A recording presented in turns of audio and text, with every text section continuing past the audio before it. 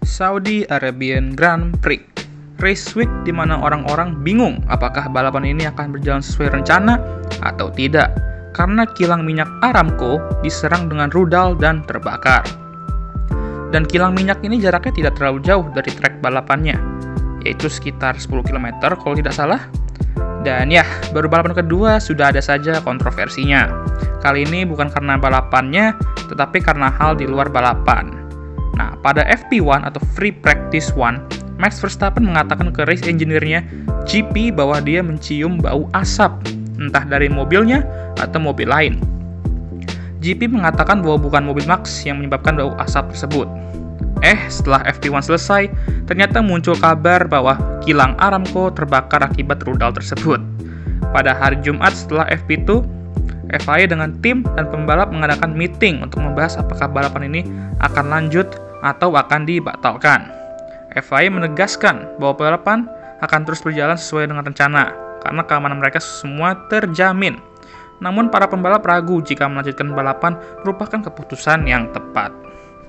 Akhirnya, setelah meeting selama 1 abad, akhirnya keputusan telah dibuat bahwa balapan akan lanjut sesuai dengan rencana, dan keamanan pembalap, tim, penonton, dan lain-lain yang di sana sudah terjamin. Akhirnya semua kegiatan pada hari Sabtu, Minggu akan kembali berjalan sesuai dengan rencana. Nah, itu yang terjadi di luar balapan. Sekarang gue akan ngebahas apa aja yang terjadi di balapan kemarin. Sebelumnya gue akan memberikan rating 8,5 dari 10 untuk balapan kemarin. Karena awalnya lumayan seru, pertengahan cukup bikin ngantuk, dan akhir-akhirnya bikin full melek. Dan gue bersyukur semua pembalap aman dan tidak ada yang cedera serius setelah kejadian Mick Schumacher di qualifying.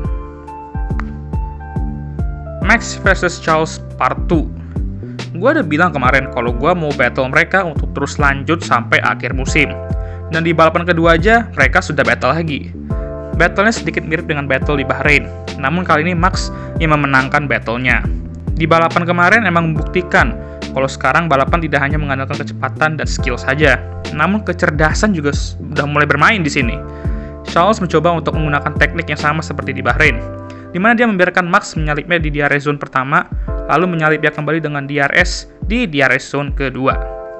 Max sudah beberapa kali masuk perangkap ini, dan saat dia ingin melambat akan mendapatkan aktivasi DRS di zone kedua, Charles juga melambat dan keduanya lock up. Bener-bener dah. Nah, mungkin kalian bingung nih, maksudnya apa sih? Nah, maksudnya di sini ialah mereka berdua tidak ingin memimpin pada saat mereka menyeberangi garis aktivasi DRS zone kedua, karena pasti yang di belakang akan menyalip dengan DRS. Maka dari itulah, Max sadar bahwa dia tidak ingin masuk perangkap lagi, dan pada akhirnya Max tidak masuk perangkap itu lagi, dan menyalip Charles dengan beberapa lap tersisa, dan memenangkan balapan. Beberapa DNF dan crashes atau tabrakan ya. Ya, beberapa tim sudah mulai mengalami masalah reliability seperti Alpine dengan Fernando Alonso, McLaren dengan Daniel Ricciardo, Alfa Romeo dengan Valtteri Bottas, lalu Yuki Tsunoda tidak bisa ikut balapan karena masalah mesin bahkan sebelum balapan dimulai. Kita juga lihat beberapa crash seperti Nicolas Latifi di mana dia kehilangan kontrol mobilnya dan menabrak tembok. Dan ini juga udah 2 kali loh dia crash minggu ini saat qualifying dan race.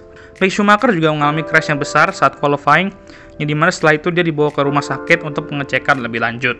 Untungnya dia tidak apa-apa, namun mobilnya lah yang udah sangat amat rusak dan akan butuh waktu untuk diperbaiki. Dan Haas tidak menurunkan Mick di balapan kemarin, hanya Kevin Magnussen saja. Duo Alpine Battle. Jika Max versus Charles ada di akhir, di awal kita memiliki 2 mobil pink battle untuk posisi ke-6.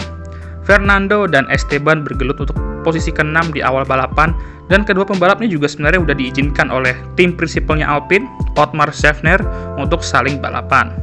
Namun terlihat beberapa kali mereka bergelut cukup keras atau bahkan terlalu keras, tapi untungnya tidak ada drama-drama persenggolan atau tabrakan. Hanya hard racing dari kedua pembalap. Nah, ironisnya ialah Esteban Ocon sepertinya suka banget untuk battle dengan rekan timnya di mobil pink. Karena kita langsung pikir nih ke masa lalu nih, saat masa-masa dia di Force India dengan Checo sebagai rekan timnya. Dan tentu saja banyak sekali hal-hal menarik yang membuat keduanya memiliki hubungan yang cukup frosty.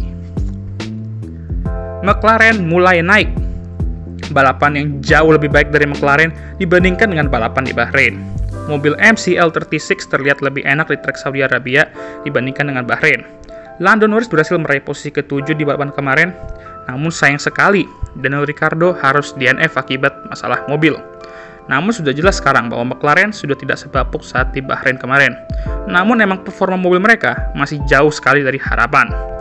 Maka dari itu, balapan ini dapat dijadikan sebagai titik balik McLaren untuk terus naik sedikit demi sedikit musim ini.